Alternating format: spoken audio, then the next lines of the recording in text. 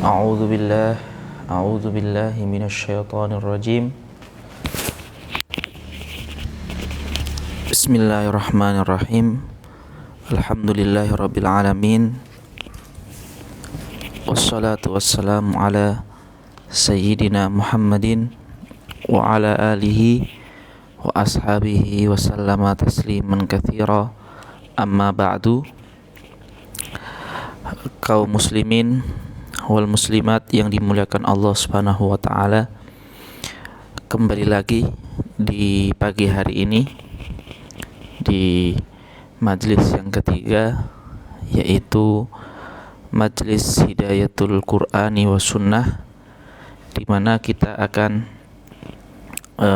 sedikit menyelami ayat-ayat ilahi maupun hadis-hadis nabawi yang harapannya semoga bisa menambah iman kita dan menambah amal soleh kita dalam kehidupan sehari-hari.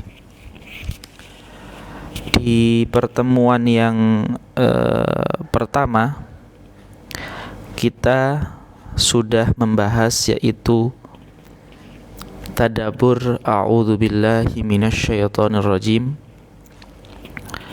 Kemudian di pertemuan yang kedua kita membahas hadis Rasulullah, yaitu hadis innamal a'malu binniyat, atau yang terkenal namanya dengan hadis niat. Pada pagi hari ini insyaallah kita akan membahas ayat pertama dari surat Al-Fatihah, yaitu Bismillahirrahmanirrahim.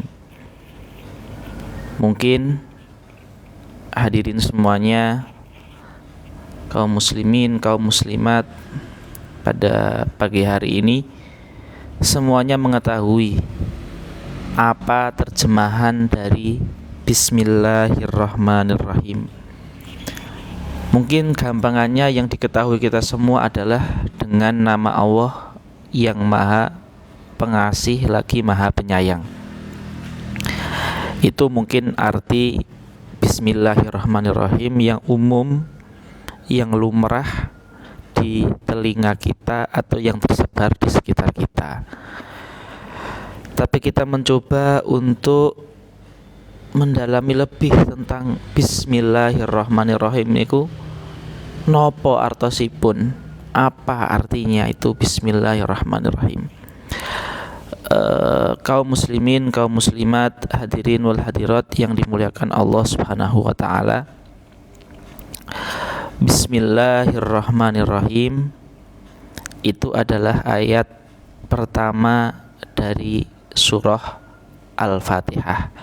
Ayat pertama dari surat Al-Fatihah. Jadi kalau kita artikan lebih panjang lagi, mungkin seperti ini. Bismillahirrahmanirrahim itu maknanya ya, saya mulai membaca Al-Quran ini dengan meminta pertolongan dari Allah Subhanahu wa taala dengan cara menyebut nama Allah, sehingga muncul keyakinan di hati bahwasanya tidak ada yang pantas dimintai pertolongan kecuali hanya Allah Subhanahu wa taala. Jadi Bismillahirrahmanirrahim, saya meminta pertolongannya Allah. Jadi dengan nama Allah itu, kalau kita maknai adalah saya meminta pertolongannya Allah. Ini dengan nama Allah, saya meminta pertolongannya Allah Subhanahu wa ta'ala. Jadi itu dengan nama Allah ya, meminta pertolongannya Allah. Lah, meminta pertolongannya Allah itu wasilahnya adalah dengan mengucapkan namanya. Tentu mengucapkan nama ini adalah wasilah.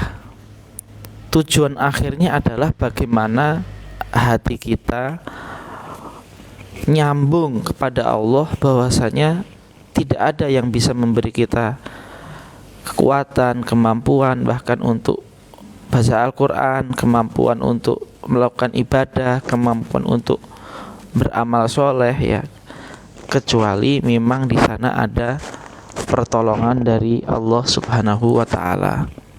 Kecuali memang di sana ada pertolongan dari Allah Subhanahu wa taala. Jadi bismillahirrahmanirrahim. Saya meminta pertolongan kepada Allah dengan cara mengucapkan nama Allah. Semoga saya bisa membaca Al-Quran. Itu kalau konteksnya adalah ketika kita baca Quran. Kalau konteksnya ketika kita sebelum sholat, semoga saya bisa sholat dengan khusyuk, ya kan? Kalau konteksnya misalkan ketika kita bekerja, semoga saya bisa bekerja dengan baik, semoga hasilnya diberkahi Allah Subhanahu wa taala. Jadi itu adalah arti dari bismillahirrahmanirrahim. Hadirin yang dimuliakan Allah, kaum muslimin wal muslimat yang berbahagia. Jadi bismillahirrahmanirrahim ini, ya,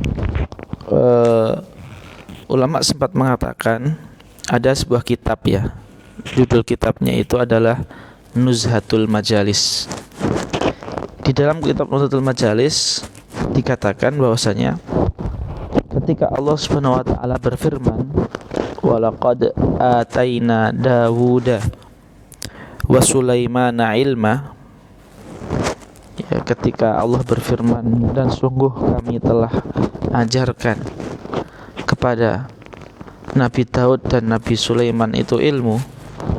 Imam Al-Junaid itu menafsirkan ilmu yang dimaksud itu adalah mengajarkan bismillahirrahmanirrahim, ya, bismillahirrahmanirrahim.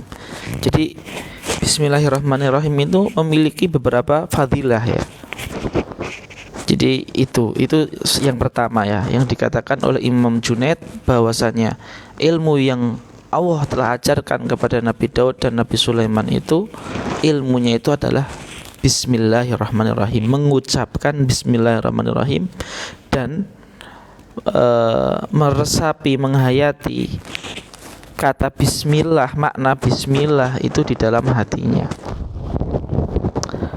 Kemudian Quran sendiri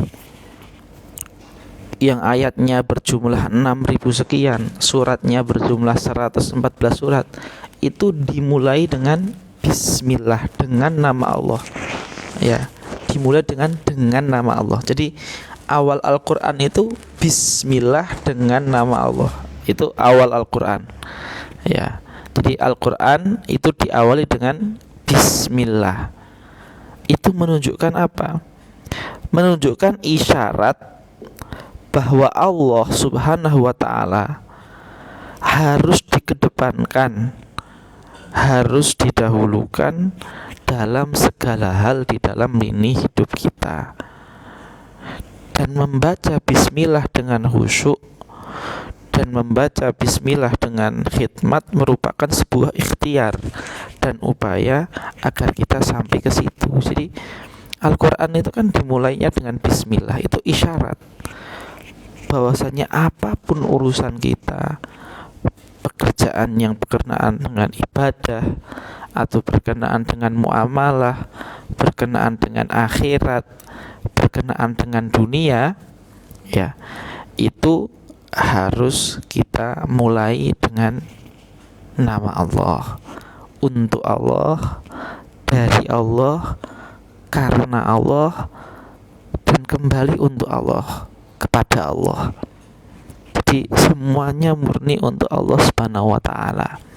Jadi itu juga rahasia kenapa kok Quran itu dimulainya dengan nama Allah, seperti itu. Jadi di situ ada semacam isyarat, ya. Di situ ada semacam isyarat seperti itu. Hadirin yang dimuliakan Allah, eh, Bismillah ini sangat sangat mengandung banyak sekali rahasia sebenarnya ya. Jadi Bismillah ini mengandung banyak sekali rahasia. Kemudian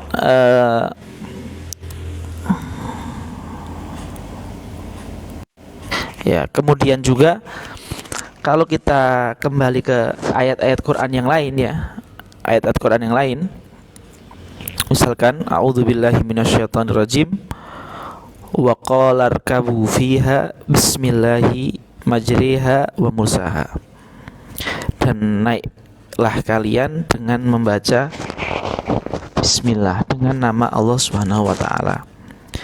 Dan dalam hadis Rasul misalkan Rasulullah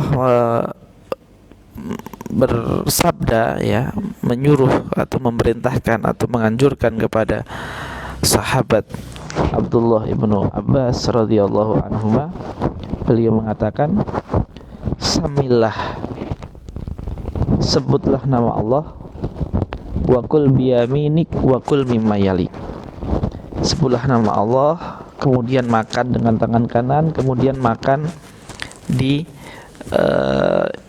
dari yang paling dekat darimu. Jadi tadi di Quran dikatakan dan naiklah dengan nama Allah, dalam hadis dikatakan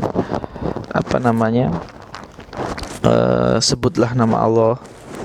Kemudian juga ada hadis lagi yang ini lebih hadis ini lebih to the point lagi. Dikatakan kullu amalin dhibalin, setiap pekerjaan yang tidak dimulai dengan nama Allah, kullu amrin dhibalin la yubda'u fihi bi bismillahi fahuwa abtar, maka amalan itu akan menjadi kurang barokahnya. Abtar itu adalah terputus ekornya, tidak sempurna, panjangnya tidak sempurna karena ekornya terputus ya. Wa kullu amalin dhibalin, setiap perbuatan dhibalin itu yang serius ya, perbuatan yang membutuhkan niat, perbuatan yang serius, yang tidak dimulai dengan bismillahirrahmanirrahim, tidak dimulai dengan nama Allah, fahuwa abtar, maka keberkahannya kurang, maka amalan itu kurang berkahnya. Jadi bismillah ini ketika kita mulai ya, di setiap aktivitas kita, dia akan mendatangkan keberkahan, dia akan mendatangkan barokah, seperti itu. Kemudian juga Rasulullah SAW dalam hadis mengatakan, satru ma baina a'yunil jinni wa aurati bani Adam, pembatas, penutup antara jin dan melihat auratnya kita, ketika idza dakhala ahaduhumul khala, ketika kita masuk kamar mandi, an yaqula bismillah, adalah ketika kita berdoa sebelum masuk kamar mandi dengan membaca bismillah. Allahumma inni a'udzubika, bismillah, Allahumma inni a'udzubika minal khubuthi wal khaba'ith. Jadi kata bismillah itu dia menjadi penutup dari setan mengganggu kita, melihat aurat kita ya, ketika kita masuk kamar mandi. Tentu kita di hadis ini disebutkan kata kamar mandi ya, karena memang kamar mandi ini tempat yang di sana banyak setannya, ya kan. Tapi bukan artinya kalau tidak di kamar mandi tidak ada setan, banyak juga, tapi mungkin di kamar mandi ini paling banyak. Artinya apa? Artinya kata bismillah itu akan menjaga kita, baik di kamar mandi maupun di luar kamar mandi. Jadi Imam Munawi ketika menjelaskan hadis tadi ya, hadis yang menjelaskan bahwasanya bismillah itu adalah penjaga antara kita dan jin, itu adalah bismillah, sehingga jin itu ketika kita baca bismillah dia tidak bisa melihat aurat kita. Nah, di situ Imam Munawi rahimahullah taala mengatakan gini, Wadzalika, kenapa kok bismillah itu bisa menjaga kita dari terlihat aurat kita? Ya. Wadzalika li'anna, ya. Wadzalika li'anna ismallahi ta'ala, itu disebabkan karena nama Allah itu katobe, seperti gembok, ala bani Adam, bagi manusia, fala yastati'u al jinnu, sehingga jin itu tidak bisa fakahu, membukanya. Jadi saya ulangi lagi ya, kenapa Rasulullah SAW bersabda satru ma baina ayunil jinni wa aurati bani Adam an yakula idza dakhala ahaduhumul khala an yakula bismillah. Penutup antara manusia dan jin ketika seseorang masuk kamar mandi itu adalah mengatakan bismillah, ya. Kenapa kok bisa seperti itu? Dzalika li anna ismallahi ala bani adama katobi fala yastati'ul jinnu fakahu. Itu dikarenakan, disebabkan karena bismillah atau nama Allah itu seperti gembok, seperti penjaga, seperti pagar, seperti benteng bagi manusia yang membacanya. Dan setan atau jin itu tidak bisa untuk membuka benteng tersebut, pagar tersebut. Jadi bismillah ini subhanallah ya, sebuah ayat yang Allah turunkan, dan tidak hanya sekedar ayat yang memiliki makna yang dalam, tapi juga berkhasiat. Lafadznya itu diucapkan tuh berkhasiat. Sampai-sampai ada hadis yang mengatakan jin itu bismillah itu benteng.